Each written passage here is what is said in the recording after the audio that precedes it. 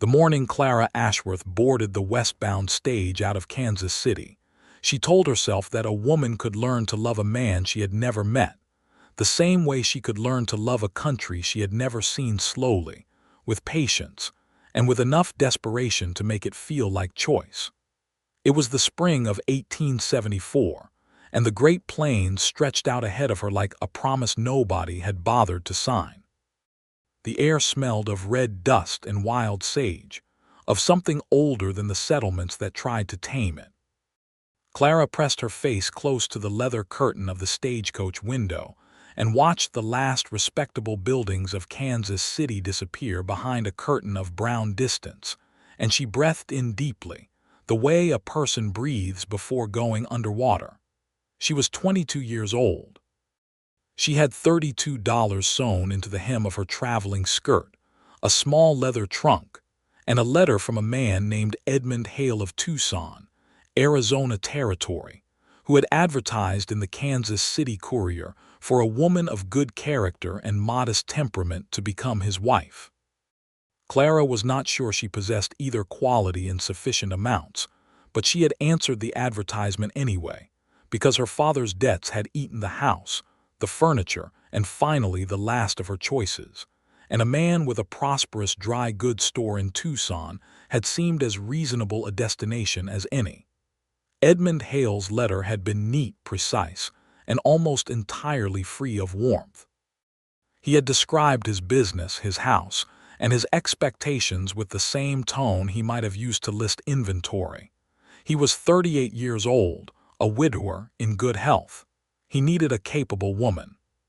He enclosed train fare to Kansas City and stagecoach fare west, with instructions to ask for a man named Rafe Calloway at the Red Mesa trading post, where the main stage route ended and the private trail into the Tucson basin began.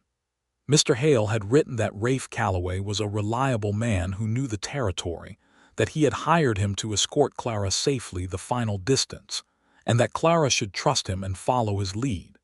She had studied that part of the letter longer than any other. She had held it up to the window light and read it again, as if the words might rearrange themselves into something more comforting. Trust him and follow his lead. As though she were a package being routed to its destination, as though she were freight. Still, she had come. She had packed her trunk and kissed her weeping mother on the cheek and walked out of the boarding house where they had been living since the creditors came, and she had climbed onto the stage with her chin level and her hands folded and told herself that love was a luxury, and that safety was the thing that mattered. She believed that right up until she met Rafe Calloway. The Red Mesa trading post sat at the edge of the world as far as Clara could determine. A squat adobe building with a warped wooden porch, a hitching rail occupied by 4 horses of varying degrees of enthusiasm, and a hand-painted sign that had once said trading post but had lost most of its letters to sun and wind, so that it now read more or less like a mystery.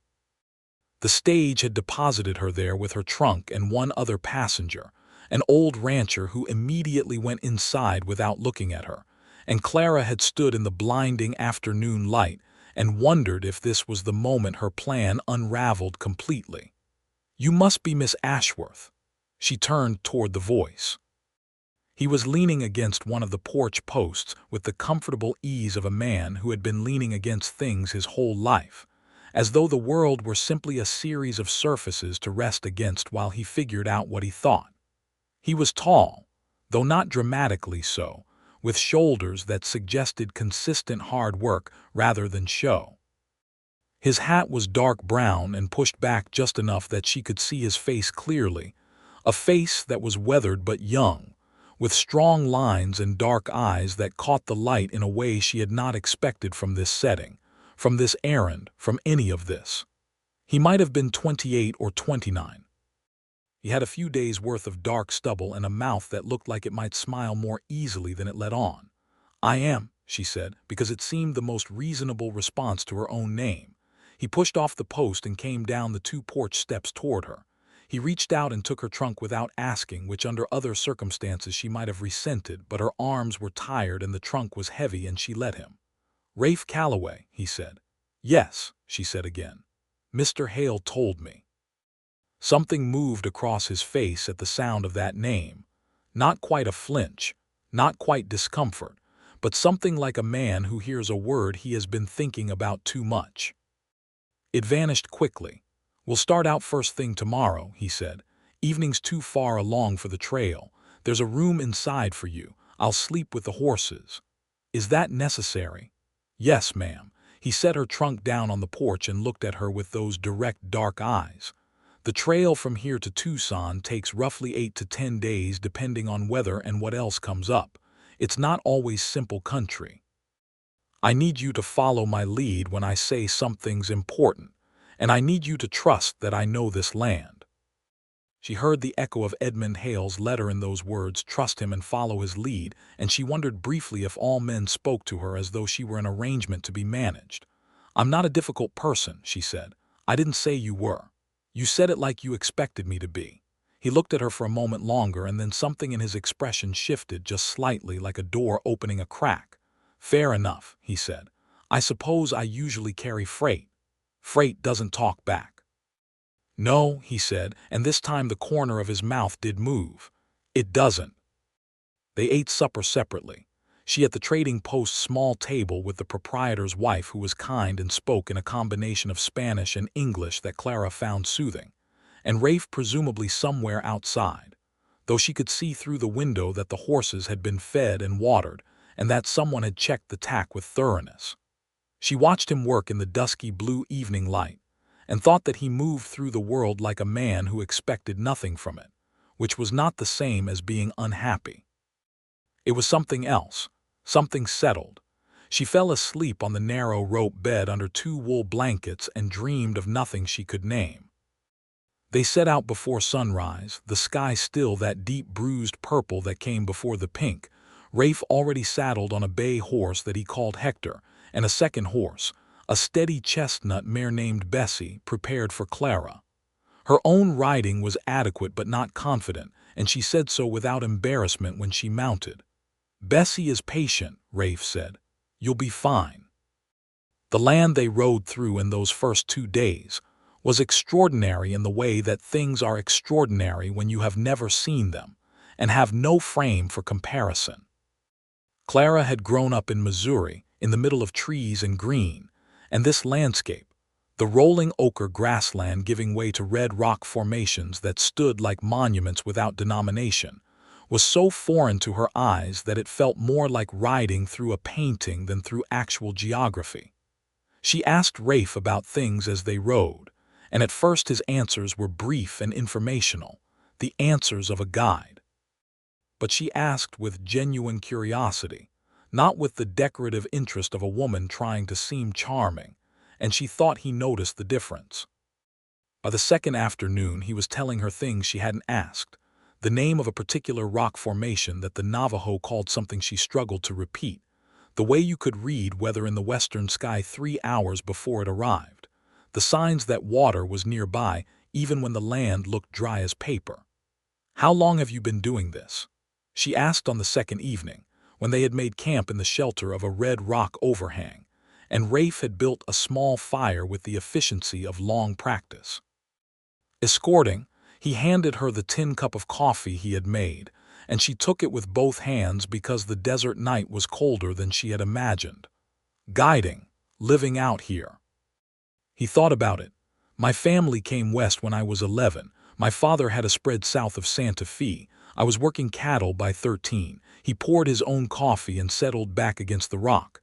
After my father died, I kept at it, tried ranching on my own for a while. This pays steadier. I'm sorry about your father. It was a while ago." He said it simply, without the performance of grief or the performance of its absence. "Do you like it?" she asked. "The escorting." He turned the cup in his hands. "Some trips more than others." She looked at him across the fire and wondered what category this trip was falling into, and then decided that was a vain and foolish thing to wonder, and looked away. On the third day the trail narrowed through a canyon pass, and the rocks on either side rose so high that the sky became a blue ribbon overhead, and Clara felt something she could only describe as reverence, which surprised her because She was not a particularly reverent person by nature. "Stop a moment," Rafe said, and she pulled Bessie up beside him.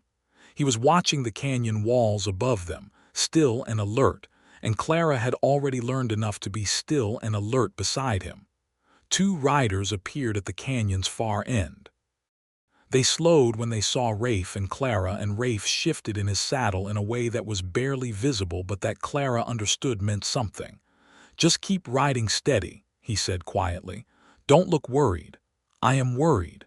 "Then look like you're not." She squared her shoulders and rode forward at the same even pace, and the two strangers, rough-looking men with the worn, sun-eaten faces of men who lived by convenience rather than principle, gave them a long measuring look as they passed, and then rode on without a word. Clara let out her breath in a slow stream. "What was that?" she asked, when the canyon had swallowed the strangers behind them. "Nothing," Rafe said. "That's what it was, nothing. You were ready for it to be something. I'm always ready for it to be something. That's the job." She thought about that for a while as the canyon widened again into open country, and she thought about what it would be like to live in a state of perpetual readiness, to never fully put your guard down, and she wondered if Rafe was like that when he wasn't working too, or if the desert itself was where he felt safest. She did not ask, but she thought about it. On the fourth day they found a shallow river, and followed it south through a stretch of land, so beautiful it made Clara's chest ache, with something she couldn't entirely name, cottonwood trees with their silver-green leaves dancing in the afternoon wind, red and yellow wildflowers crowding the bank, a hawk riding a thermal so high above them it was barely a point of dark against the brilliant blue. She stopped Bessie without thinking and just looked. Rafe stopped beside her without comment and let her look. After a long moment she said, "I didn't know it would be like this." "Like what?" "Like something that needed to be looked at, like something that mattered." She was a little embarrassed saying it out loud, and she glanced at him sidelong to see if he would make her feel foolish. He was looking at the cottonwoods. "It's easy to forget it when you're moving through it every day," he said. "It's good to have someone remind you." That evening they camped by the river, and Rafe caught 2 fish with a line and a hook that he produced from somewhere in his kit, and Clara cleaned them. She had grown up helping in her mother's kitchen, and she was not squeamish about fish. And they cooked them over the fire and ate them with hardtack and dried fruit, and it was one of the best meals Clara could remember eating in years, which seemed impossible given what it was. "Tell me about him," Rafe said, when the meal was done and the fire was low and the night had settled around them like a dark and patient sea. She didn't have to ask who he meant. "I don't know much," she said. "I know what's in his letter." "Which is?" She summarized Edmund Hale with the fairness she had tried to maintain: the dry goods store, the house, the previous wife who had died of fever 2 years past, the practical expectations. She said it without self-pity because she had told herself she would not be a person who indulged in self-pity about a choice she had made with open eyes. Rafe was quiet for a moment. Then he said, "Have you ever met a man you wanted to marry?" The question was not impertinent exactly, but it was more personal than anything he had asked her before, and she felt it land somewhere in the middle of her chest. "I was courted once," she said, "before my father's troubles, a lawyer's son, very suitable." She paused. "He disappeared when the money did." "Then he wasn't suitable." "No," she said, "I suppose not." The fire crackled. An owl called somewhere in the cottonwoods 3 low notes. "What about you?" she asked, because fairness seemed to demand it. "What about me? Have you ever wanted to marry someone?" He looked at the fire for a long time. "Once," he said, "a girl in Santa Fe. But I was too busy being 23 and certain I knew exactly what I was doing to understand what I had until I'd already let it go." "What happened to her?" "She married a schoolteacher. Sensible choice." "Are you sorry?" He looked up from the fire and met her eyes, and there was something in the look that went past the simple answer.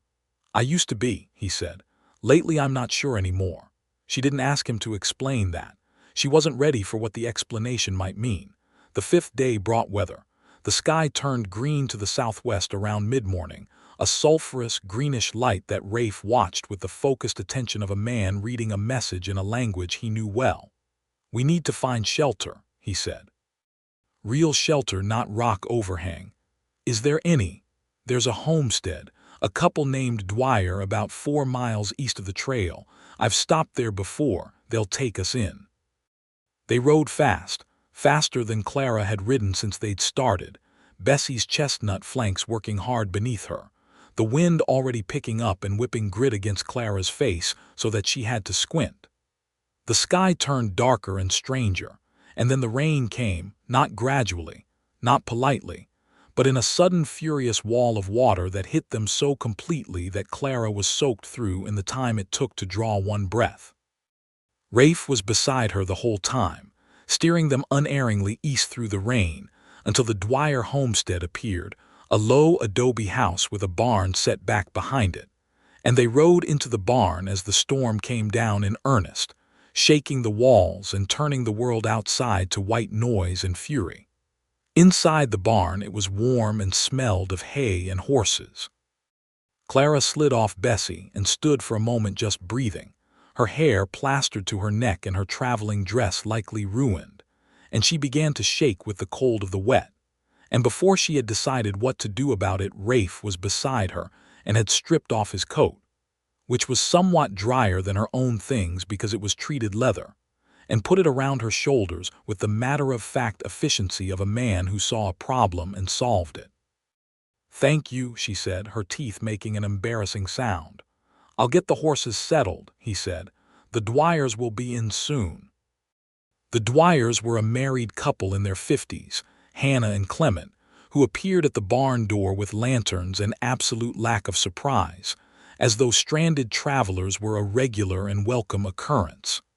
Hannah Dwyer took one look at Clara and said, "Lord, child, you come inside right this minute," and Clara went. She was put in front of a fire with dry clothes borrowed from Hannah's daughter, who was grown and gone to Colorado. Hannah explained and fed hot beans and cornbread, and given strong coffee that made her feel human again. The storm raged all evening and there was no question of traveling. They would stay the night. After supper, Clement Dwyer fell asleep in his chair almost immediately, the particular gift of men who work hard with their bodies, and Hannah cleared the dishes and Clara helped without being asked, and Rafe sat at the table with the second cup of coffee and watched Clara move around Hannah's kitchen with a naturalness that made Hannah notice it.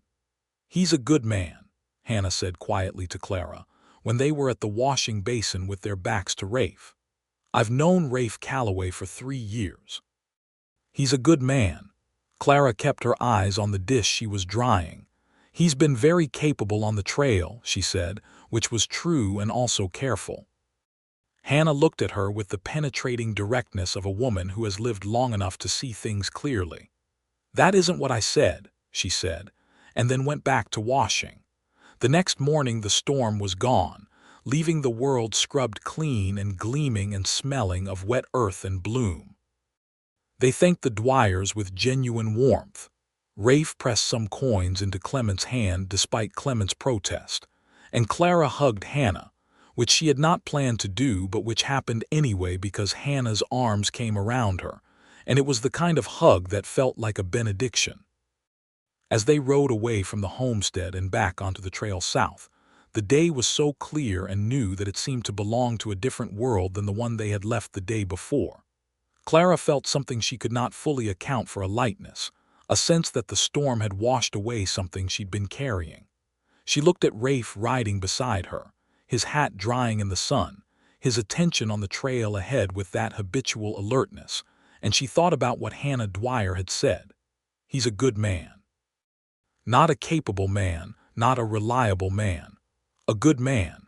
She had been told her whole life that those were not the same thing, and she was beginning to understand what that meant. "Can I ask you something?" she said. "You've been asking me things for 5 days," he said. "No reason to stop now. Do you know Edmund Hale? Not just know of him, know him." There it was again, that brief thing across his face, not quite a flinch. She caught it now because she had been watching for it since the first time. "I've met him," Rafe said. Once, about a year ago, he was looking for someone to make a supply run from the trading post to Tucson. I did the run. What did you think of him?" Rafe was quiet for long enough that Clara began to think he wouldn't answer. "He runs a tight operation," he said finally. "Knows his business." "That isn't what I asked." He turned to look at her, and his eyes were direct and serious, and there was something careful in them, something that was choosing its words the way you choose footing on rocky ground. "He seemed like a man who was used to getting what he'd set his mind on," he said, "and not too accustomed to hearing otherwise." Clara absorbed this. She turned it over. "That's an honest answer," she said. "I don't have another kind." She looked straight ahead at the trail, at the red and tan country unrolling before them, and she thought about Edmund Hale's letter again. Its precision, its list of requirements, its complete absence of any question about who she was or what she wanted. She had told herself that was practicality. She was beginning to wonder if it was something else. That night they camped under a wide sky full of stars so dense and close they seemed to push down toward the earth with their own weight. And Clara lay on her bedroll and looked up at them and thought about her life with a clarity that the Kansas City boarding house had never allowed.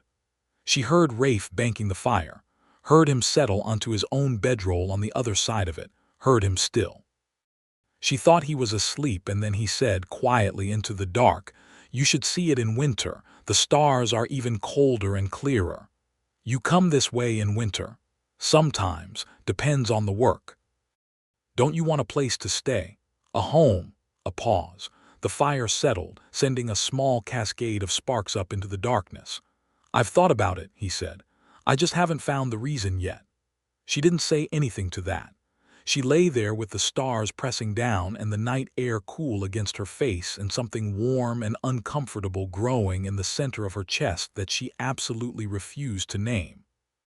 On the seventh day they came down off the high plateau country into a broader valley, and the landscape changed again, more vegetation, more color, the prickly pear and saguaro cactus standing in the late afternoon light like silent sentinels, and somewhere to the south, the beginnings of what would eventually be Tucson's approach. They were perhaps 2.5 days away now. Clara rode that morning with a quietness that was not her usual quietness. She had questions, and she was not asking them. Rafe noticed. She could tell by the way he occasionally glanced over at her, but he did not press, and she appreciated that more than she could have said. They stopped at midday under the shade of a large mesquite tree and ate the dried meat and biscuits that were the trail food's later-day staple, and Clara finally said what she had been turning over all morning. "I need to tell you something," she said. He looked at her with that level attention. "I'm not sure I can do it," she said. "Marry him. I was sure, or at least I told myself I was sure when I left Kansas City. But something," she stopped, started again. "The further I travel, the less sure I am.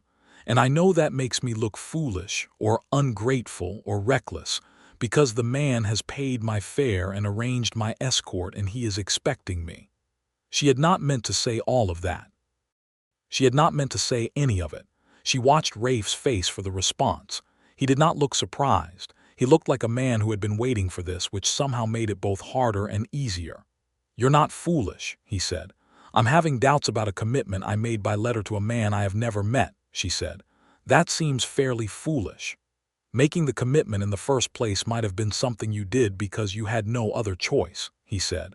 "That's not the same thing as foolishness. That's circumstance." She looked at him steadily. "And now," he held her gaze, and something passed between them, something she could have pretended not to see and chose not to. "Now you have more of the territory in front of you," he said carefully. "That changes what you can see from where you are." She understood that he was speaking with deliberate care, that he was choosing not to tell her what to do or what to feel, and she both respected it and was frustrated by it, because she was sitting in the shade of a mesquite tree 7 days into the desert, and she wanted someone to simply tell her the true thing. "Do you think a person can be content with a practical arrangement?" she asked. "With marrying for security rather than," she stopped herself. "Rather than what?" "Rather than feeling something." Rafe set down the piece of hardtack he had been eating and looked out at the valley. My father and mother had a practical arrangement, he said. They had come from nothing, both of them, and they married young because they needed each other to survive. But I never doubted, not once growing up, that they loved each other. Something that starts practical can grow into something more. He paused. But it has to have some warmth in it to start with, some willingness to see the other person. And if there isn't that willingness, she asked, from the other person, he looked at her and the look said more than any answer. Then it's just an arrangement, he said. And a person deserves more than an arrangement. She looked at her hands in her lap. She thought that she had spent so much of the last year telling herself she did not deserve more, that desiring more was a luxury she had lost the right to.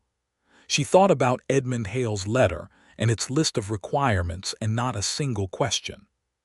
She thought about this man across from her who had asked her what she thought about the canyon walls, and whether she wanted more coffee, and whether she was warm enough, and what she had hoped for once in her life, before the circumstances narrowed her choices. She stood up and put her food away and said, with a lightness she didn't entirely feel, "We should keep moving." And they did. But something had shifted. Something had been said that could not be unsaid, even though neither of them had said the most important thing directly, because they were people who felt things deeply and spoke of them sideways, and that was its own kind of language. That evening, when the camp was made and the fire was lit, and the stars were beginning to assert themselves in the darkening sky, Rafe did something he had not done before. He sat close to Clara, not inappropriately so, but close enough that their shoulders were within proximity, and he told her about his childhood. Not the summary he had given before, but the real version, the journey west when he was 11, his mother sitting in the wagon looking out at the country with a mixture of terror and wonder that he had never forgotten, his father's voice when he first saw the valley in New Mexico where they would settle, the way the land had felt to him, as a boy, like something that was waiting for him specifically. She listened to every word. She watched his face in the firelight, the way his expression opened when he talked about things he loved, the way you could see the boy he had been in the man he was. And she felt something she recognized now even though she had been trying not to. She felt the quiet, devastating pull of caring for someone with a completeness that went past admiration and past gratitude and past the simple pleasure of good company. When he finished talking, he looked at her, and she was looking at him, and neither of them pretended that the distance between them was as professional as it had been 7 days ago. "Clara," he said, just her name. Without the Miss Ashworth he had been using since the first day. "I know," she said softly. "I should not have Rafe." She said his name with a firmness that stopped him. "Don't apologize for the way you talked to me tonight. Don't make it less than it was." He was quiet for a moment. "I'm taking you to another man," he said. "I am supposed to take you to another man." "I know what the arrangement is," she said. "And what do you want to do about it?" She looked at the fire. She looked at him. She thought about Edmund Hale's letter and the schoolteacher in Santa Fe and Hannah Dwyer's voice saying he's a good man. And she thought about the hawk riding the thermal and the cottonwood leaves and the stars that seemed closer out here than anywhere she had ever been. "I don't know yet," she said honestly. "I need to think." He nodded. He stood, told her to get some sleep, and moved to his own side of the fire, and she lay down under the stars and stared up at them and thought harder than she had thought about anything in a long time. On the 8th morning, Rafe woke to find a folded piece of paper on the flat rock where he'd left the trail provisions, with Clara's neat handwriting on it. His heart did something painful before he unfolded it, but when he did, it said only, "I have decided something. Tell me about the trail today and I will tell you at tonight's fire." He read it 3 times and then tucked it into his shirt pocket without entirely understanding why. She was already up and had fed Bessie from the grain sack and was retying the canvas on her pack with the competence she had developed over the week of travel, and she looked at him when he came out from behind the rocks where he'd slept and said, "Good morning," with a steadiness that was entirely new and entirely her own. They rode that day through some of the most striking country they had yet seen, a long red plain that gave way to a series of low hills covered in flowering cacti, the saguaro standing enormous and ancient, their arms lifted in that strange posture that had always struck Rafe as something between surrender and welcome. He pointed things out as he always did, named what could be named, offered the land to her the way he understood the land wanted to be offered, not explained exactly, but accompanied. And she received it the way she always did, with her whole attention and her genuine self, asking questions that went past the surface, looking at things as though they were worth seeing. Toward noon they came upon something that neither of them expected. A wagon stopped at the side of the trail with a wheel badly split, and a man sitting on the ground beside it looking exhausted and somewhat at a loss. He was a slight man of perhaps 50, wearing the clothes of a traveling merchant, and beside the wagon stood 2 mules with the patient resignation of creatures who have seen considerable difficulty. Rafe and Clara stopped. Rafe dismounted and went a look at the wheel. "Josiah Prentice," the man said, offering his hand. "Out of Yuma. I've been sitting here since yesterday morning." Since yesterday. Clara was down from Bessie before Rafe had time to say anything. "Have you had water?" "I have my barrel," Josiah said, looking at her with the relief of a man who has been alone with a broken wheel too long. "But I cannot fix this wheel alone, and I confess I am not mechanically inclined in the best of circumstances." Rafe examined the wheel and found it worse than broken. The rim had split in 2 places, and the whole assembly had given way at the hub. He stood up and pushed his hat back. "I can reinforce it enough to get you moving," he said. "Won't be a permanent fix, but there's a settlement about half a day south where you can get real repairs done. You have spare wood in the wagon." Josiah Prentice had wood. He had, in fact, a remarkable quantity of assorted materials in his wagon, because he was a traveling merchant and thus carried what he sold. And between Rafe's mechanical competence and the tools in his kit, they spent 2 hours making the wheel functional again. Clara fed Josiah's mules from Bessie's grain stock without anyone asking her to, and refilled Josiah's canteen from their water store. And Josiah watched her with the frank gratitude of a lonely traveler, and said to Rafe at one point, very quietly, "Your wife is a remarkable woman." Rafe opened his mouth and then closed it, and the thing that happened in his face when he did that was visible to Clara from 6 feet away, even though she was pretending to adjust Bessie's saddle blanket. "She is remarkable," Rafe said, and left it at that. They saw Josiah Prentice safely on his way south, and then they continued south themselves, and neither of them mentioned what Josiah had said, but it lived in the air between them for the rest of the afternoon like a note that had been played and hung there, unresolved. The 8th night's camp was by a rocky outcropping that provided good shelter from the wind that came up from the south as the sun went down. Rafe built the fire and Clara arranged their things with the easy habit of 8 days of travel, and when they sat down with their food and their coffee she said, "I'm ready to tell you what I decided." He looked at her and waited. "I cannot marry Edmund Hale," she said. She said it clearly, without apology and without drama, the way she said things she had thought about completely. "I understand the consequences. I understand that I arrived in Arizona territory with $32 and a trunk and no employment and no family and no arrangements other than the one I am now refusing. I understand that most people would call this an extraordinary piece of foolishness." She paused. "But I cannot walk into that man's house and become his wife because the alternative frightens me. I am frightened, but I am more frightened of going to that house than of staying frightened." Rafe had been very still. He set down his cup. "Clara," he said, "I know it puts you in a difficult position," she said. "He hired you to bring me to him.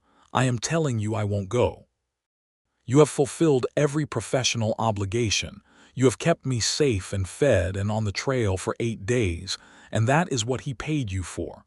What I decide at the end of this trail is not your responsibility." "It's not that," he said.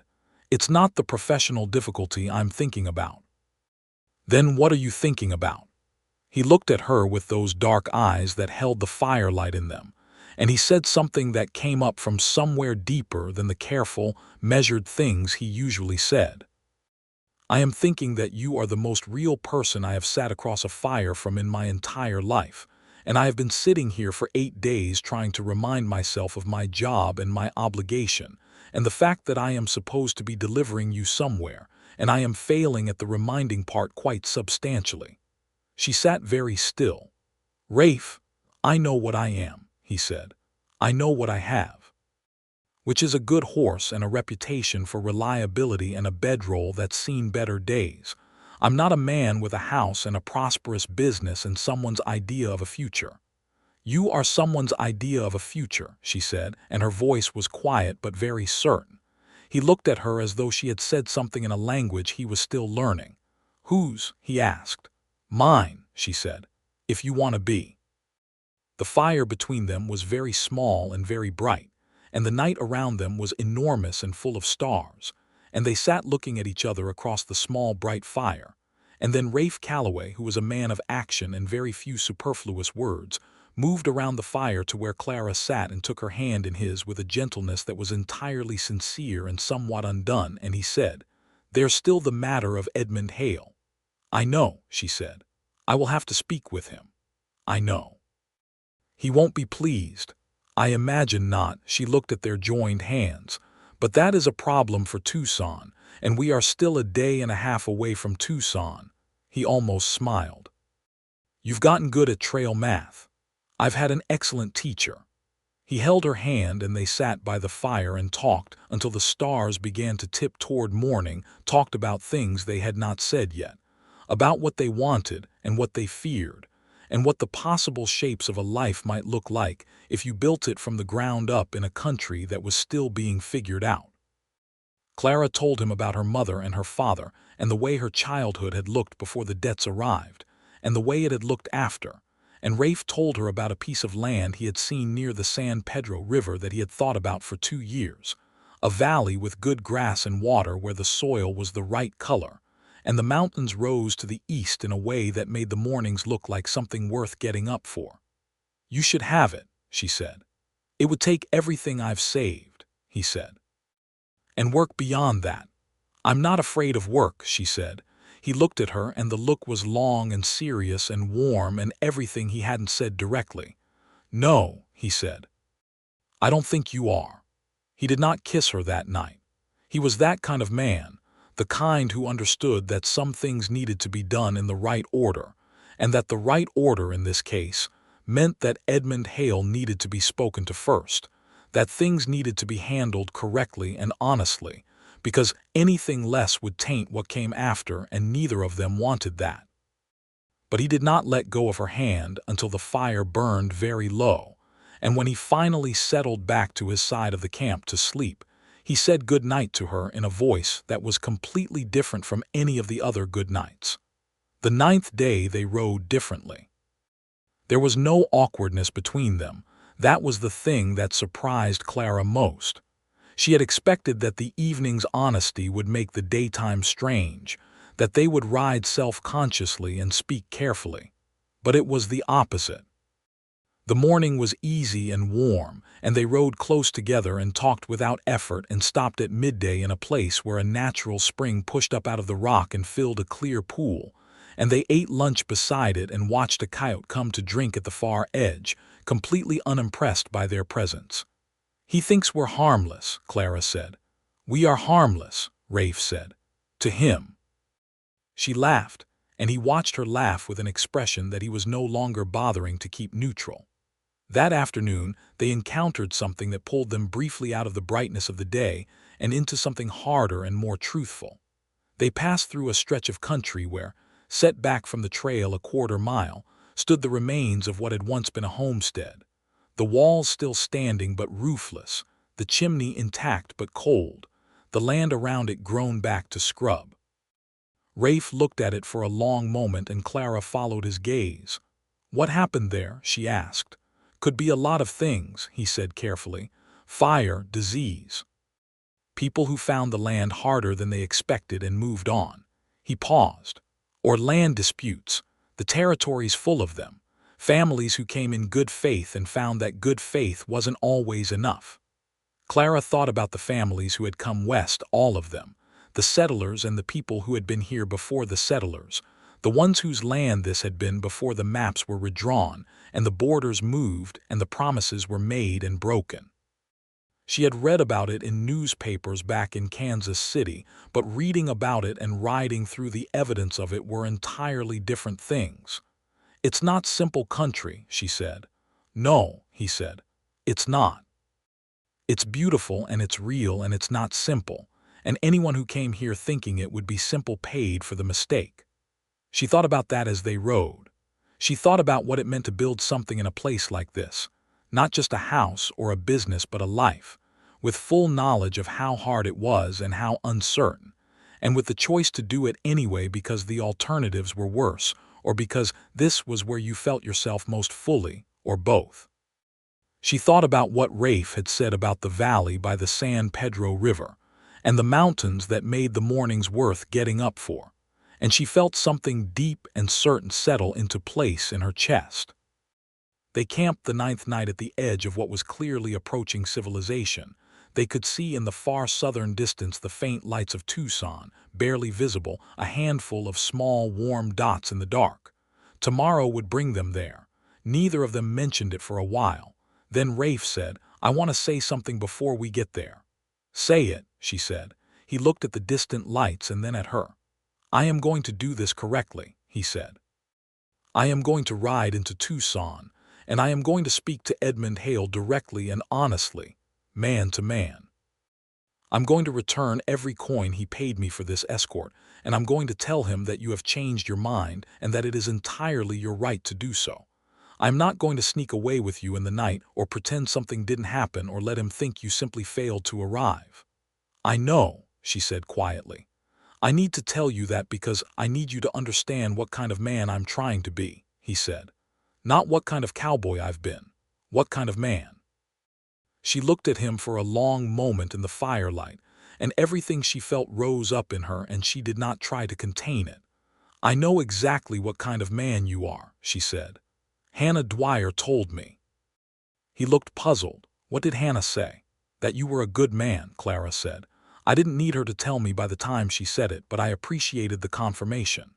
He shook his head, and the smile that had been threatening since the first day finally arrived in full, a real smile, warm and a little helpless and completely his. It changed his face in a way that Clara had been waiting to see without knowing she was waiting. "Get some sleep," he said. "Tomorrow's a day." "Tomorrow's a day," she agreed. They arrived in Tucson on the 10th morning. The town was larger than Clara had imagined from Edmund Hale's letter.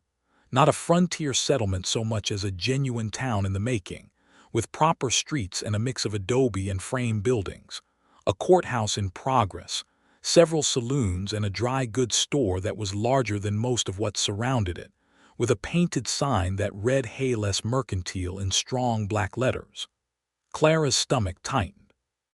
Rafe rode beside her, and she was grateful for his presence with a completeness that had nothing to do with fear, and everything to do with the fact that his presence had become in 10 days, something she counted on the way she counted on the ground beneath her feet.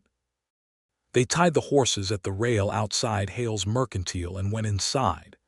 Edmund Hale was behind the counter, speaking with a customer. He was a large man, broad rather than fat, with a full gray-brown beard and the posture of a man who considered himself the most significant person in most rooms he entered. He was not unhandsome. He was not unkind-looking. He was simply, as Clara observed him across the store, exactly what she had imagined him to be, a man who saw the world as a series of resources to be properly organized.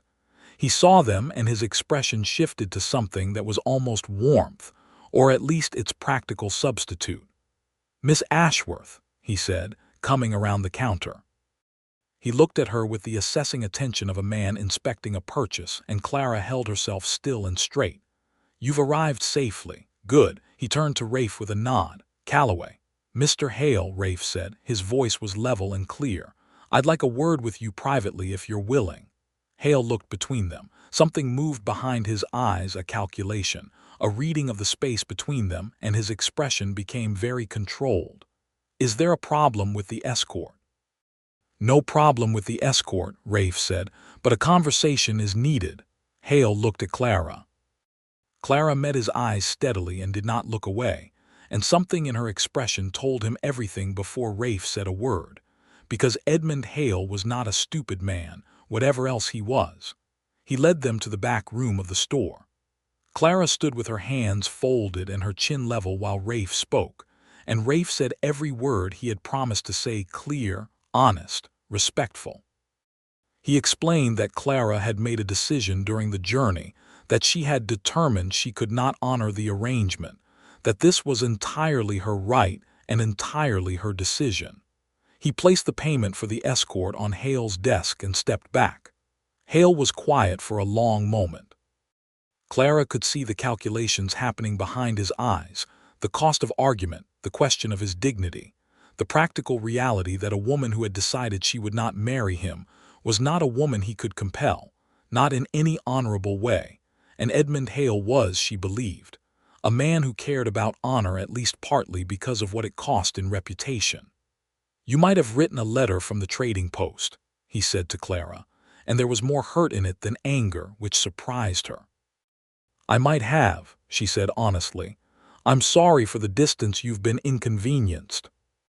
"It's not the distance," he said, and looked at her with something that was genuine enough that she felt a pang of pity for him, not guilt, not second thoughts, but genuine pity. "I hoped for something I did not quite know how to ask for correctly." Clara thought about his letter, its lists and requirements, its complete absence of questions. "I think," she said gently, "that asking for it directly might have made the difference." He absorbed that. He was quiet for another long moment, and then he looked at Rafe with the look of a man who understands the exact nature of a loss. "You could have delivered her to me and said nothing," he said. "Yes," Rafe said, "I could have." "But you came in the front door."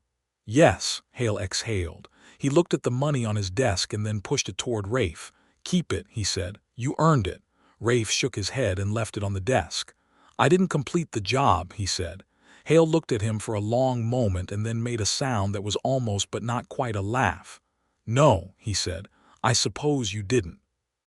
They left the store in the morning light, and Clara stood on the wooden sidewalk of Tucson's Main Street and breathed deeply and felt the particular sensation of having walked through a difficult thing and come out the other side of it intact. Rafe stood beside her. After a moment he said, "You all right?" "Yes," she said, and meant it completely.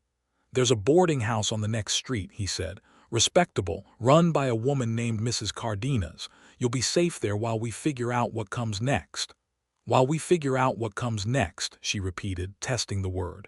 He looked at her and the smile was back, smaller this time, warmer. "Yes," he said, "while we figure out."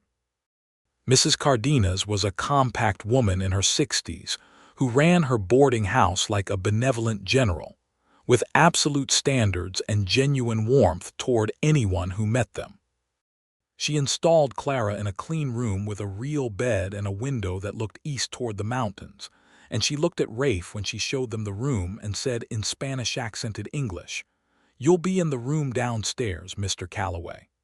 "Yes, Mrs. Cardenas," Rafe said, without argument, which told Clara that this was not his first time at this particular boarding house.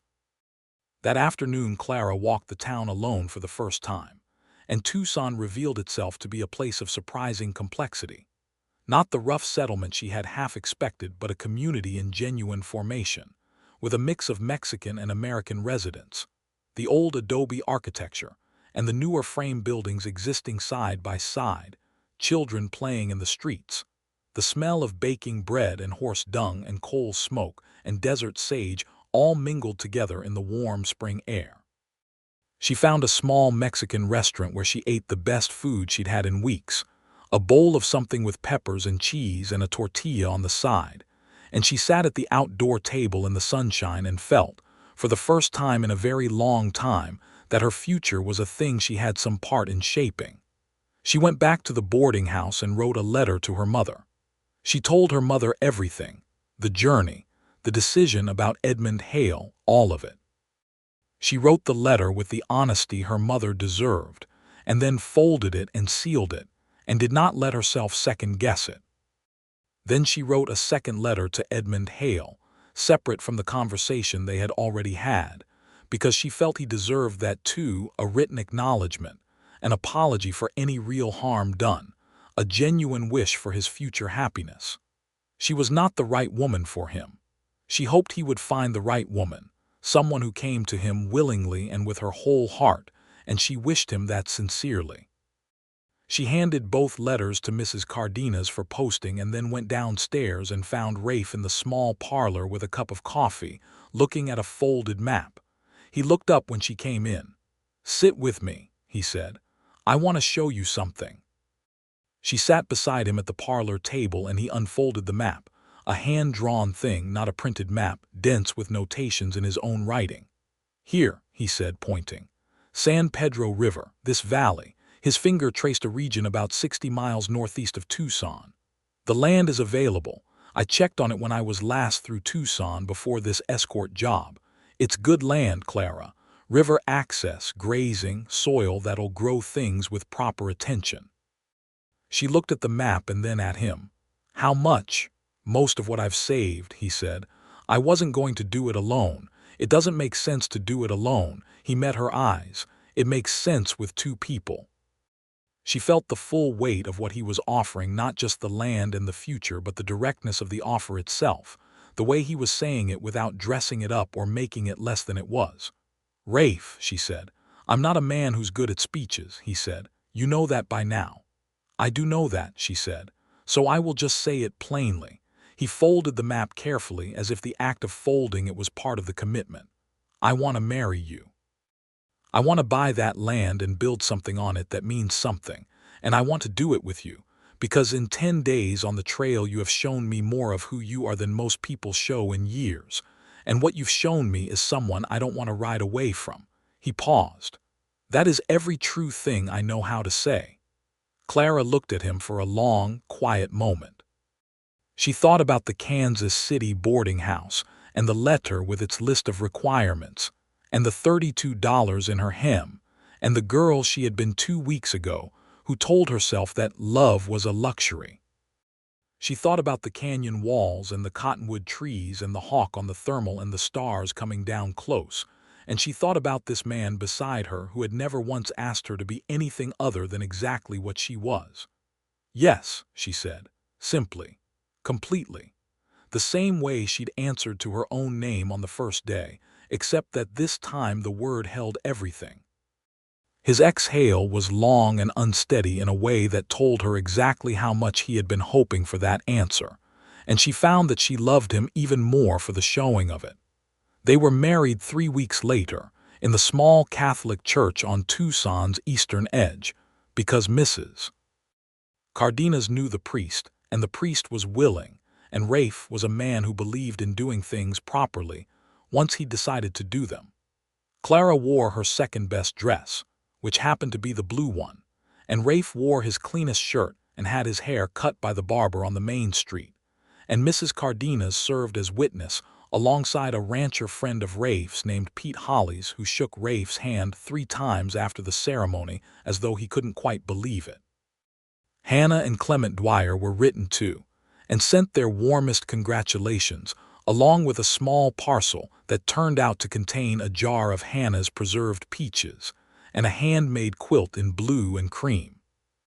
Clara cried a little over the quilt, privately, in their room at Mrs. Cardenas's boarding house on their wedding night, not from sadness but from the accumulation of goodness. The unexpected, unasked-for goodness of things, of people like Hannah Dwyer who saw the world clearly and acted from the best part of themselves. Rafe found her with the quilt in her lap and her eyes bright, and he sat beside her and put his arm around her without asking, and she leaned into him with the ease of someone who has found the place they fit. "Hannah will be pleased about those tears," she said. "She will be insufferable," he said affectionately, "in the best possible way." They moved to the San Pedro Valley in June of 1874, 8 weeks after arriving in Tucson, in a wagon piled with the things they had acquired: tools, seed, basic furniture, a crate of Mrs. Cardenas's home-canned goods pressed upon them despite every protest, and Bessie and Hector walking tied at the back with the noble patience of horses who had been asked to do more difficult things. The land was every bit what Rafe had described and more. The valley opened before them as they came over the last rise, and Clara stopped the wagon and sat looking at it for a full minute without speaking, and Rafe sat beside her on the wagon seat and let her look, the way he always did when something was worth looking at. It was green along the river, and the mountains rose to the east in layers of blue and purple, and in the long afternoon light the grass waved, and the willows along the water moved, and somewhere a bird was singing a complicated and cheerful song. "Well," Clara said. "Well," Rafe agreed. They built their home that summer, literally built it, with help from 2 neighboring families and the hired labor of a young Mexican-American man named Marco, who turned out to be the best builder of the 3, and who gave them 2 additional weeks of work out of what Clara later called sheer kindness, and Marco called an investment in good neighbors.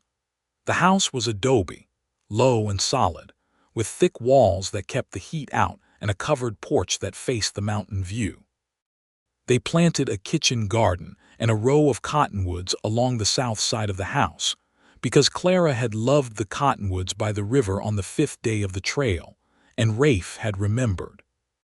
By August they had 3 cows, 12 chickens, a small herd of cattle from a neighboring rancher who sold them on credit because he trusted Rafe's reputation, and a life that was hard in the way that lives built from scratch are hard genuinely, physically, sometimes exhaustingly, and also full in a way that Clara had never experienced before.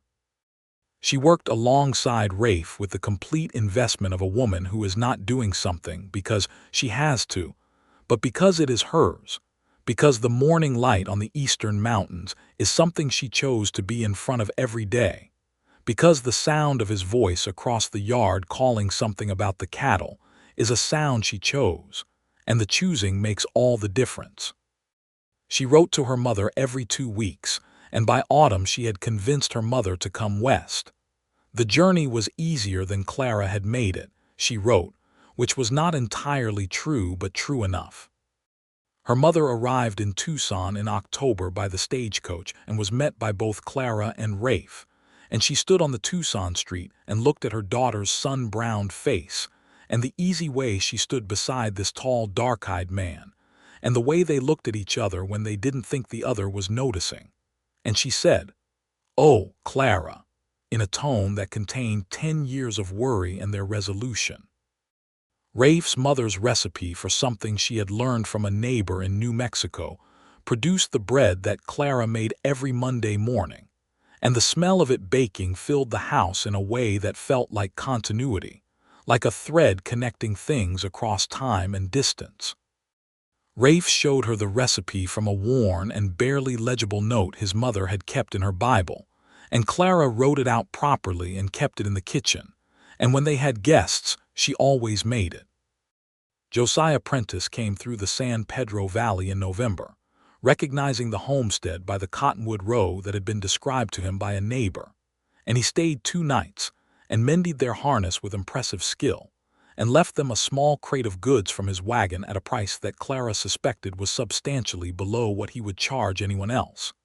And as he drove away, she waved until the wagon disappeared, and felt the strange, good feeling of connections made by chance that became something more. That first winter in the valley was cold and beautiful. The mountains turned white and the river ran clear and fast, and they spent the long evenings by the fire with Clara reading aloud from the books she had ordered through Tucson. She had always been a reader, and Rafe had read very little, but was a better listener than most people she had ever read to. And the companionship of those evenings, the warm room and the fire and his voice occasionally asking a question about something she'd read, felt like a gift she had done nothing to deserve and intended to spend the rest of her life appreciating. Clara told Rafe in February that she was expecting a child. She told him at breakfast on a cold February morning in 1875, watching his face over the coffee cups, and the thing that happened to his face when she said it was something she kept in her memory and took out occasionally for the rest of her life. The particular quality of joy that is also something like reverence, as though the fact of it is almost too large to hold. He put down his cup and came around the table and took her hands in his and said, "Clara," in the voice that was just her name with everything in it. "I know," she said. Their son was born in September of 1875, in the adobe house with the mountain view, delivered by the skilled hands of a Mexican-American midwife named Senora Vargas, who had brought half the valley's children into the world, and who managed the whole business with a calm and capable authority that was deeply reassuring to everyone present, including Rafe, who paced the porch for 4 hours and whose composure, so reliable on the trail in the face of actual danger, deserted him entirely when presented with the prospect of his wife in labor. The baby was healthy and loud and had Rafe's dark eyes and Clara's determined chin, and they named him Daniel Joseph Calloway, the Daniel for Rafe's father and the Joseph for Clara's grandfather, and the surname for both of them. Rafe held his son for the first time sitting on the edge of the bed, and Clara watched him from the pillow where Senora Vargas had arranged her comfortably, and she watched the way Rafe looked at this new person, the same way he looked at the canyon walls and the cottonwood trees and the hawk on the thermal, as though some things were simply too large and too real for anything but full attention. Daniel grew into a loud, curious, cheerful child who was happiest on horseback and could, by age 2, charm every adult in the valley and most of the livestock. He called Rafe Papa and Clara Mama, and in that ordering there was the whole architecture of a life made from love. Pete Hollis, who had shaken Rafe's hand 3 times at the wedding, became their closest neighbor and Daniel's honorary uncle, appearing regularly for Sunday suppers and occasionally in crises, once helping Rafe repair the north fence after a heavy storm took out a quarter-mile of it, and once driving Clara at speed to Tucson in his wagon, when Daniel had a frightening fever at 18 months that turned out to be a hard thing, and then resolved itself, thank God, leaving behind nothing but a week of terror and a profound gratitude for life's continuation. The letter from Edmund Hale came in the spring of 1876. It was addressed to Clara, which surprised her, and it was brief. He had married, he wrote, a woman from El Paso, a widow with 2 children of her own. He said she was a practical woman who suited him well, and there was in the letter, just barely, the ghost of a warmth that had not been in any of the letters before, as though some door in him had opened that the practical correspondence of 1873 had not allowed. He wished Clara well. He wished her husband well. He did not say anything about the escort that had not been completed, but he did not need to. Clara showed the letter to Rafe. He read it and handed it back with a look that contained neither triumph nor guilt, only a kind of settled goodwill. "I'm glad for him," he said. "So am I," she said. And meant it. The San Pedro Valley Ranch grew steadily through those years. They added cattle and land with careful planning, nothing they couldn't sustain, nothing that would extend them beyond their realistic capacity. Marco, who had helped build the house and stayed loose in the region, came to work for them permanently in 1876 and proved so invaluable in so many ways that Rafe gave him the title of ranch foreman by 1878. And the title was not a courtesy, but an acknowledgement of something real and earned.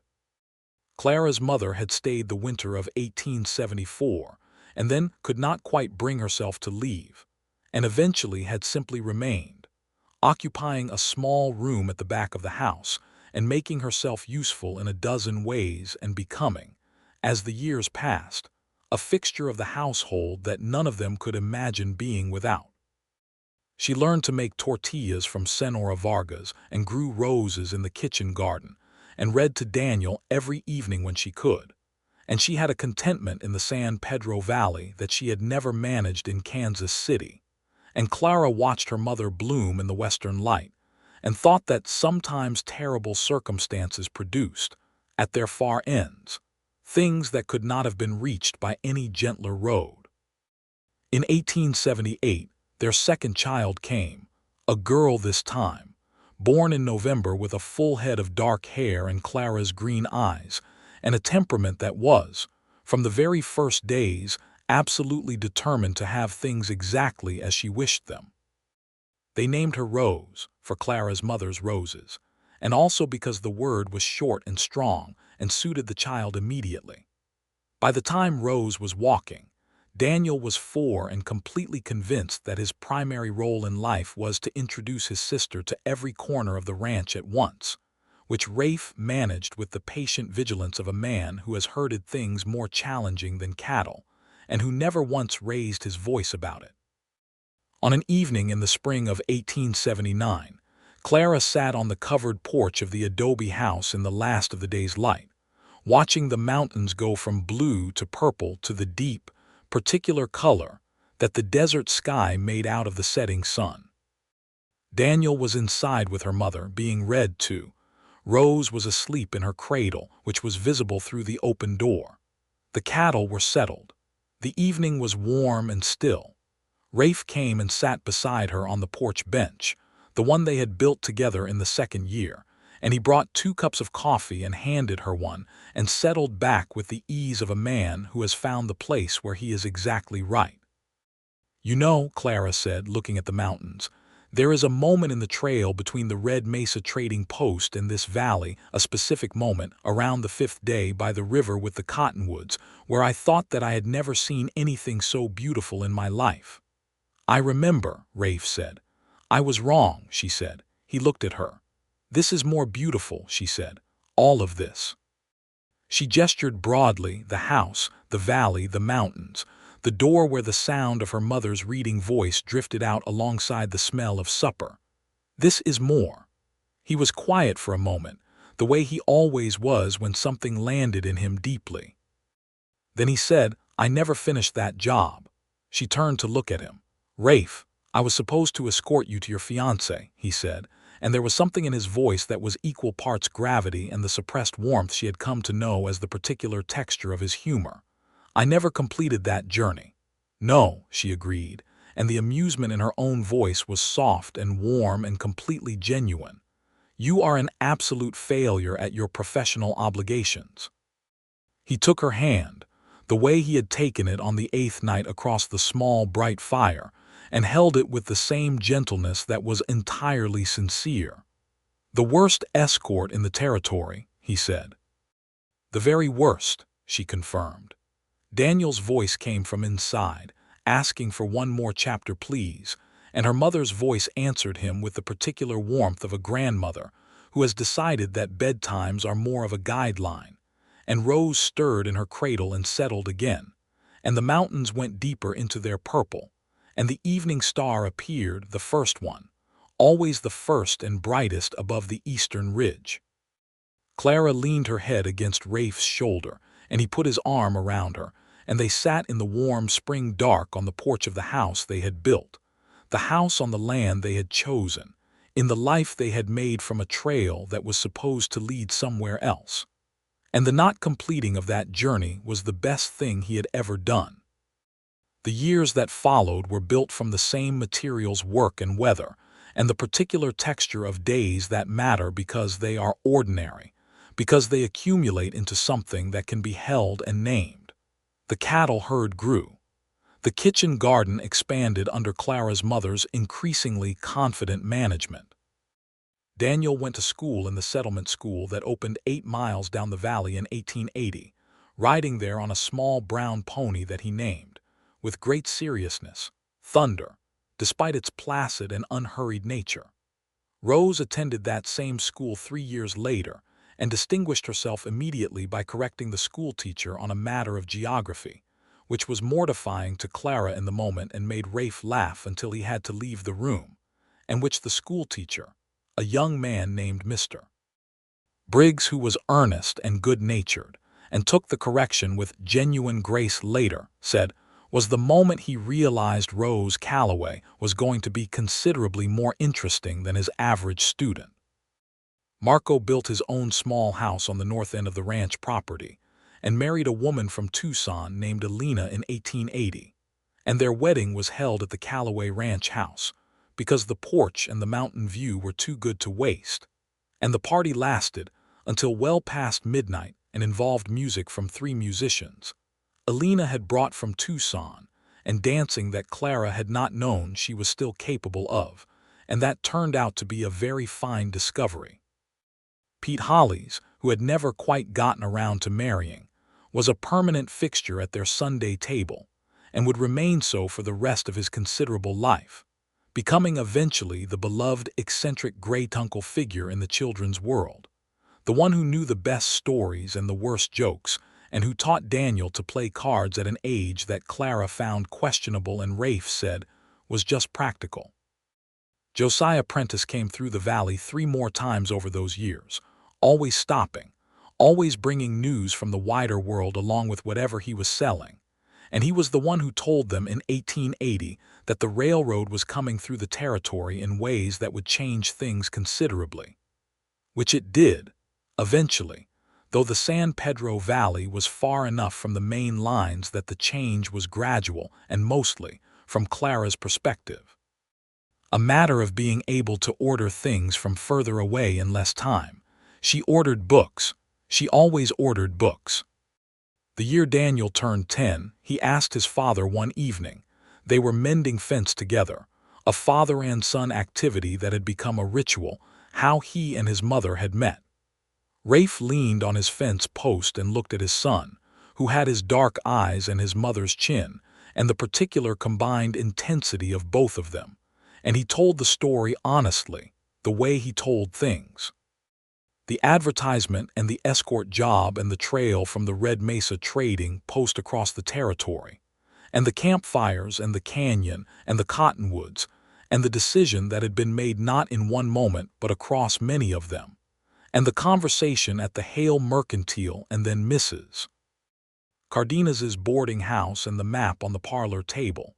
Daniel listened with the absolute focused attention that was one of his finest qualities. When Rafe finished, Daniel was quiet for a moment and then he said, "So you were supposed to take her somewhere else but you didn't." "That's right," Rafe said. Daniel thought about this with the seriousness of 10-year-old philosophy. "Good thing," he said finally, and went back to mending fence. Rafe smiled at the fence post for a long moment and then went back to work. That evening he told Clara what Daniel had said, and she laughed the way she laughed with her whole face without reservation, the way she'd laughed the day on the trail when the coyote had looked at them with supreme indifference, and every day since, and she said, "He gets his good sense from his father." "His mother," Rafe said, "his father, will never agree on this." "No," she said contentedly, "we won't." Rose, at 7, was already a force of determined inquiry, filling notebooks with questions and drawings and observations about the natural world that Clara encouraged and Rafe facilitated, finding her specimens and answering her questions with the same patient attention. He gave everything he considered worth his full engagement, which included most of what Rose asked about. Clara taught both children herself when the school was closed and supplemented their education with the books she ordered, and with the particular combination of practical wisdom and genuine intellectual curiosity that was her own contribution to the world. She had learned, since Missouri, that the mind was a territory too, and that exploring it required the same qualities as exploring the physical country: willingness to go further than was comfortable, ability to sit with uncertainty, patience with the view changing as you moved through it. In the winter of 1882, Clara's mother fell ill with a serious pneumonia that frightened everyone, and that she fought through with the same quiet stubbornness that had survived Kansas City and the creditors and the long westward journey and everything after. She recovered, but slowly, and the house that winter was full of the particular tenderness of people caring for someone they could not imagine losing.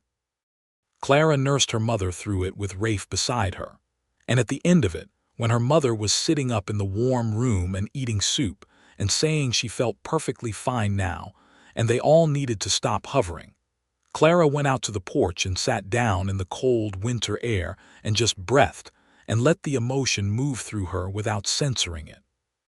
Rafe found her there as he always found her and sat beside her without requiring her to be anything other than what she was in the moment, which was a woman who had been frightened and was now coming out the other side of it. "She's all right," he said. "She is," Clara said. "I know she is. But you're sitting out here in the cold." "I needed the air." He put his arm around her. She was grateful for it with a completeness that never diminished, that was as present after 8 years as it had been on the night of the small bright fire. "I've been thinking," she said after a while, about how many things had to go wrong for everything to go right," she said. "My father's debts, the letter from Edmund Hale, the fact that you were the one who answered the advertisement for an escort instead of someone else, every piece of it." "That's a lot of gratitude for a lot of bad luck," he said. "It's not gratitude for the bad luck," she said. "It's gratitude for the landing." She leaned into him. The landing was exactly right. He pressed his lips to her hair, which was still the color it had always been, even after 2 children and 8 years in the desert sun, and he held her in the cold evening air on the porch of the house they had built, and he thought about the Red Mesa trading post, and the woman who had stood in the blinding afternoon light looking at a building that had lost its letters, and said, "I'm not a difficult person." And he thought about the fire on the 8th night, and the map on the parlor table and Daniel mending fence and Rose's notebooks, and the mountain view at sunrise, and every single morning of those 8 years. He thought about all of it, and what he felt was a thing that went past the words available to a man who described himself as not good at speeches. But Clara knew. She always knew. That was the particular grace of who she was, not that she required the words, but that she received the truth behind them and gave it back to him in the way she leaned her head on his shoulder, and the way she said his name, and the way she had said yes to everything that mattered, simply and completely, as though she'd been ready to say yes before he'd found the courage to ask. Spring came back to the San Pedro Valley, as it always did, with the wildflowers first, the yellow and red and purple of them spreading out from the river's edge into the grass, and then the full green of the cottonwoods, and then the warm days returning, and the mountains emerging from their winter shadows into the full particular brilliance of an Arizona spring morning. Clara stood at the kitchen garden one morning in April with her hands in the good dark soil, planting the beans that would come up in June, and she could hear Rose interrogating Marco about something regarding the horses, and Daniel's voice somewhere further out, working with his father, and her mother's singing from the open kitchen window an old song, something from before, sweet and a little mournful in the way old songs often were. She looked up at the mountains, the same mountains she had looked at on the first morning in this valley and every morning since, and they were the same and also entirely different every single day, because the light changed them the way it changed everything. The way it had changed her, coming west with $32 in her hem and a letter she'd answered out of desperation, and arriving somewhere she had not been able to imagine because the imagination requires a template and she'd had none. She heard Rafe's voice across the yard, patient and clear, teaching Daniel something about the cattle. She heard the valley around her, alive and full and absolutely hers. She pressed her hands deeper into the good dark soil and smiled at the mountains, and thought that of all the things Edmund Hale's letter had started in motion, the one he had least anticipated was this, the life that had grown from the not completing of his arrangement, from the escort that had taken 10 days and covered 100 miles, and ended in the parlor of a boarding house in Tucson with a map on the table, and a man saying every true thing he knew how to say. The bean seeds were in the ground. The mountains were bright. Somewhere Daniel was asking his father about something with the relentless curiosity of his 11 years, and Rafe was answering with the patient completeness he gave to everything worth taking seriously. And Clara Calloway, who had been Clara Ashworth with $32 and a desperation she'd called practicality, went inside to make the bread, and the morning light came in through the east-facing window and lay across the kitchen floor in long golden bars, and the smell of it rose warm and good into the spring air of a life that was, in every way that counted, exactly where it was supposed to be.